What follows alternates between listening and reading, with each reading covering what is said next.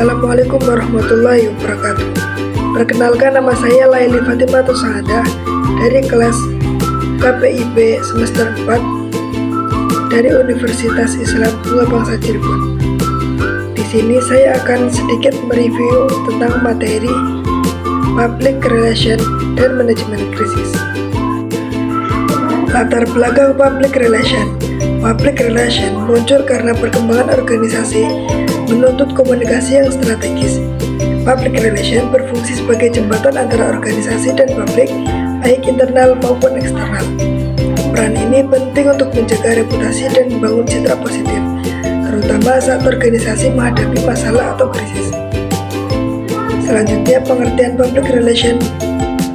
Public Relation adalah fungsi manajemen komunikasi yang bertujuan membangun hubungan yang baik antara organisasi dan publiknya. Kegiatan Public Relation melibatkan perencanaan, pelaksanaan, dan evaluasi komunikasi dengan fokus pada penciptaan kepercayaan dan saling pengertian. Selanjutnya ada tujuan Public Relation.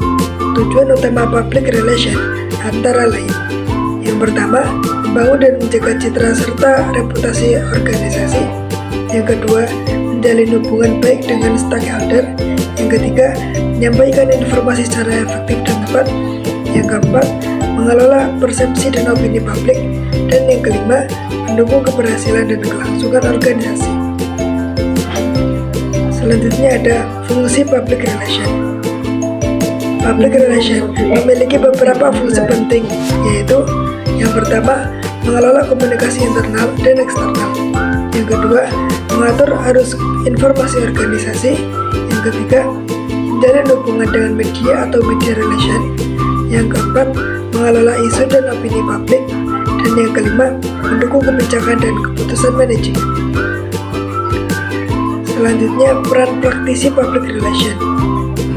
Seorang praktisi Public Relation berperan sebagai komunikator organisasi, fasilitator komunikasi dua arah, penasehat manajemen, pemecah masalah komunikasi, dan mediator antara organisasi dan publik. Selanjutnya ada ruang lingkup Public Relation.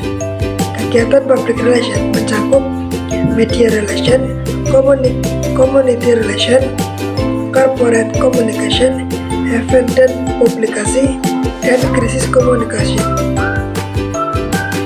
Selanjutnya, konsep dasar manajemen krisis. Krisis adalah situasi yang mengancam reputasi organisasi dan memerlukan respons cepat secara terencana. Krisis bisa berasal dari faktor internal maupun eksternal, dan komunikasi menjadi kunci utama dalam penanganannya. Karakteristik krisis. Krisis biasanya terjadi secara tiba-tiba, menimbulkan tekanan publik, berpotensi merusak citra organisasi, menuntut keputusan cepat, dan menarik perhatian media.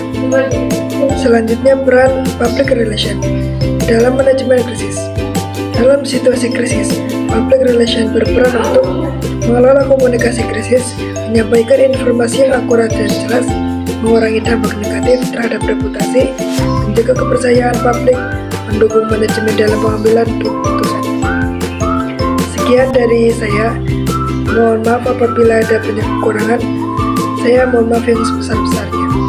Sekian dari saya. Wassalamualaikum warahmatullahi wabarakatuh.